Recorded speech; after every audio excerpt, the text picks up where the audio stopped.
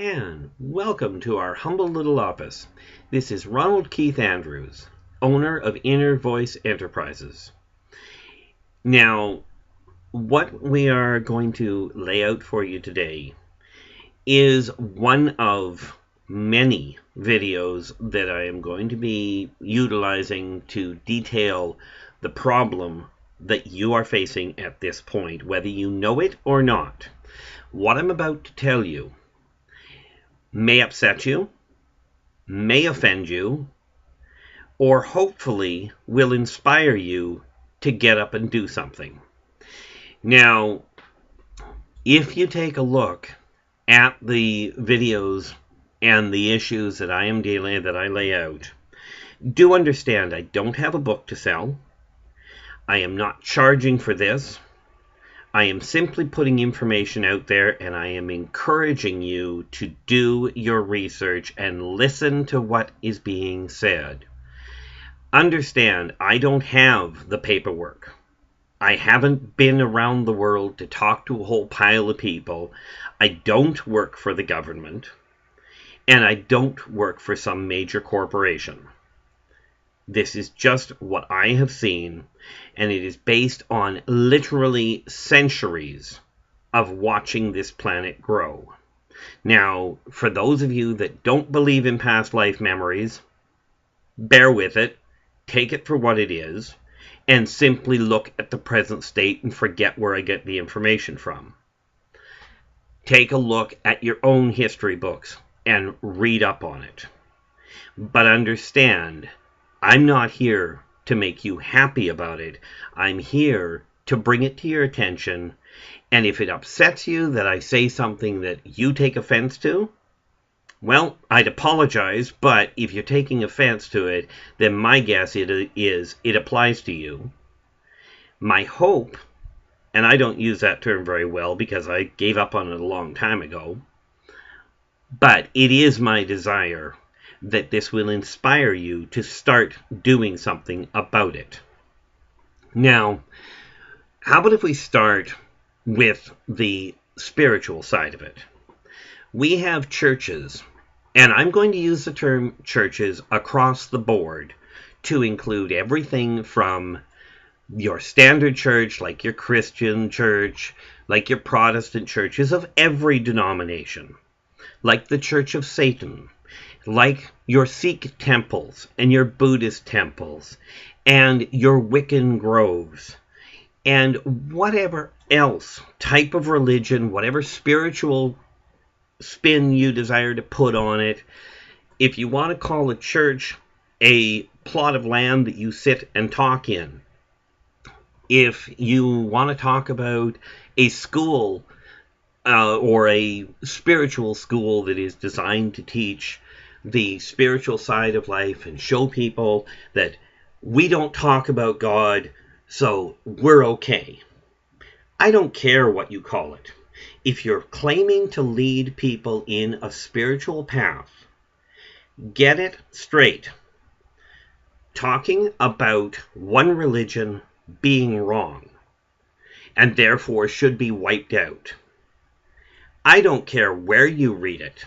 If you're teaching spiritual values and you're promoting war, murder, death, desecration of another person's spiritual focal point, you're sending the wrong message. You're inciting a war. Religious and spiritual leaders, and bear in mind, if you're an individual and you don't sit in front of a pulpit, or you don't stand in front of a group of people, but you talk to people about how they should treat others, you're still a spiritual leader. If you're promoting bullying, if you're promoting degradation or second-class citizenship, or if you're talking about treating people that are less fortunate than you as being less than your value, then frankly, you're not a spiritual leader to be followed. If that is your doctrine, if you're standing in front of your parishioners, your flock, your coven, I don't care. If you're standing there and telling them that you're better than everybody else, and therefore the other people should be downtrodden, should be looked down upon, should not have the same rights as you, if that is what you are doing, step down. Because what's going to happen if you don't is your parishioners are going to get the message that you're treating them and teaching them very poorly, and they will rise up against you. They will turn around and tear the foundation of your so-called church apart. Now, this is already happening. In recent months, there have already been major churches that have fractured into smaller groups because the leaders and the spiritual guides couldn't get along. Now, I don't care, in one sense, whether you like what I'm telling you or not, because I'm perfectly aware that many people are going to look at me and go, "You're talking blasphemy. You're talking against the church. You're sinning." Well, possibly, but ask yourself this.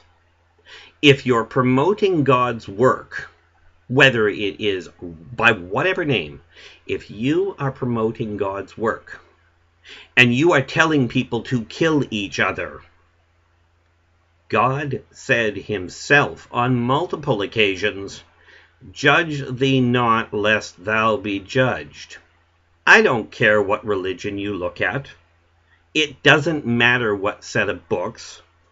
There is another book that tells you, "Do unto others as you would have them do unto you." If you're promoting you shoot somebody, how would you like to get shot? That's what you're asking other people to do to you if you don't agree with them. If you're promoting the idea of harming Mother Nature to get ahead, rest assured Mother Nature's been through worse than you have, and she will retaliate. Kobe, Japan was touted as being earthquake-proof. It took Mother Nature 45 seconds to level it. Heck of an earthquake-proof. The religious leaders out there, your spiritual guides, spiritual teachers that are out there, the people that have started these new colleges and these new churches, they call them spiritual churches. If you're telling your parishioners and your followers that if somebody doesn't follow your teachings, that means they're less than you, then you missed the boat. Step down. There is no room for prejudice in the spiritual world. There is no room for leaders to still continue standing up and saying, because we believe something different than you, God says we're allowed to kill. No, God didn't. No matter what religion, none of them tell you that killing is acceptable. As a matter of fact, it's written right into the commandments that you're not supposed to.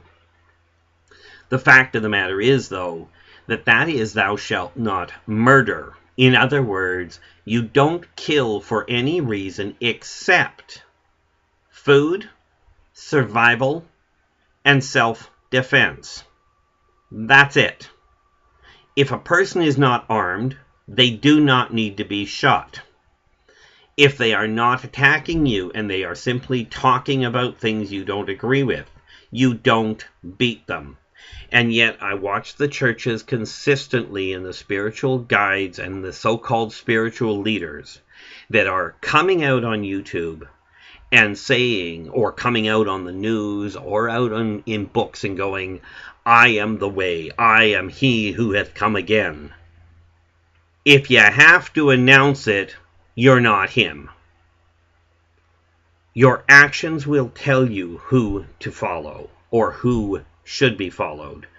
Your observations, do your own research. The person that you're listening to that is telling you this is what has to be done to survive, ask yourself this. Are they doing their best from a spiritual standpoint to do that? Now, there are churches that will tell you consistently they are the chosen church. You know what? They're lying. Oh, and by the way, one of the 10 Commandments is, thou shalt not bear false witness. In other words, don't lie. God never picked a church. Mother Nature never picked a church. Satan didn't even pick his church, and neither did Buddha. Okay, these are man-chosen constructs. They were designed originally to help people understand the inexplicable. They were designed, they were built to bring people of like mind under one roof so that they could find comfort in the brotherhood and the sisterhood, not so they could make plans to go to war. And those of you that have still got this brilliant idea that war is profitable, number one, no, it's not. Okay, not for the general population anymore, and certainly not from a spiritual standpoint. When you are going to look at going to a church, do they make you feel welcome? Do they make you feel comfortable? How's this one for a real brilliant idea for you that are going to the church and running the churches? You're there to help your community and to guide your community. Is your parish, is your group of followers, is your group of parishioners or your acolytes, are you guys actually taking care of the poor in your area? Are you taking some of that money that you're collecting and getting tax breaks for and putting in your pocket or putting into building a gaudy, gold-covered building and using it to feed the poor or to get clothing to the underprivileged or to heal the sick? What about the people that come to you and go, I've worked all my life and I've got a medical bill, but I can't afford to pay it? Have you bothered checking in your coffers to see if you can help deal with it? Or is it just like in the old days when the evangelical criers would stand up and go, if I don't have $8 million in my pocket by Friday, God is going to take me home? God, Mother Earth, Satan, Buddha, none of them care what you've got in your pocket. Shiva doesn't care how much your bank account holds. But they all care how you're treating your fellow man, your fellow animal, your fellow plant, your fellow off-worlder, all of creation. It is all sacred. And if you people don't start treating the world and the people and the beings around you like that, here's what happens. All of these people, yourselves included, are going to pay the price. A massive uprising is coming. It's already started. I am not a doomsayer. I am not telling you this is the end of the world if you do something about it. But if you don't, the riots will hit, your governments will fall, and you will find that the fact that you have a Maserati that you're driving and a $1 million home that you live in and an extra yacht that is parked at the bay that you don't see but once every 3 or 4 years, it won't matter. They'll all be gone. Because the cancer that is spreading across the globe right now at the hands of the churches, the spiritual leaders, the politicians, the teachers, the parents, that cancer is going to wipe this society out.